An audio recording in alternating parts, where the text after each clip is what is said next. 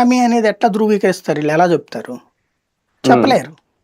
అదే కదా. వాళ్ళు కూడా తెలివి మీరు వేరు. ఇదివరకు లంచాలు మన టీవీ9 స్టార్ట్ అయిన కొత్తలో డైరెక్ట్ గా ఉద్యోగికి లంచం ఇచ్చి తీసాం.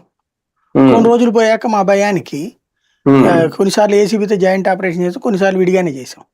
మా భయానికి ఏం చేశారు, డైరెక్ట్ అధికారి తీసుకోకుండా అందులో ఒక ఉద్యోగిని ముందు పెట్టారు. మేము పట్టుకుంటే పాప మా ఉద్యోగి అనేవాడు, సార్ మీరేమో మమ్మల్ని పట్టుకుంటున్నారు, అసలు వాళ్ళు కదా అనేసి. సరే ఆ తర్వాత థర్డ్ ఫేజ్ లో ఏమైపోయింది, అసలు ఉద్యోగి కూడా కాకుండా బయట దళారిని పెట్టుకుని అక్కడికి వెళ్ళి డబ్బులు ఇవ్వండి అని చెప్పడం బిగించేశారు. ఈ లోపు జనాలలో ఏం ఫీలింగ్ వచ్చింది, మీరు అంబానీని పట్టుకోరు, అదానీని పట్టుకోరు, పాపం ఇడేదో 10,000 ఏంటంటే తప్పే ఉందంటూ పిచ్చతనం ఇట్లాంటిది వీళ్ళు బిగించేశారు. ఇది నమ్మేసేయడం బిగించేశారు. తర్వాత టీవీలను తిట్టడం బిగించేశారు. ఓకే, ఇప్పుడు ఎవడు పట్టించుకోవట్లేదు. మీడియా కనుక సీరియస్ గా లేకపోతే కరప్షన్ అనే దాంట్లో ఎట్లాగా ఈదాల్సి వస్తుందో ఇప్పుడు జనాలకి తెలుస్తుంది.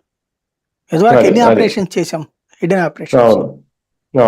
మీడియాని ప్రజలు తిరస్కరించారు, ఎవరు అవినీతి పరుల మాట విని. ఇప్పుడు అవినీతిలో విలవెల్లాడుతున్నారు, ఈదులు ఆడుతున్నారు. రైట్. ఇంక దీనికి ఎవరో కర్త కర్మ క్రియ అనేది ఇంకెవరో చెప్పలేరు. రైట్, చూద్దాం.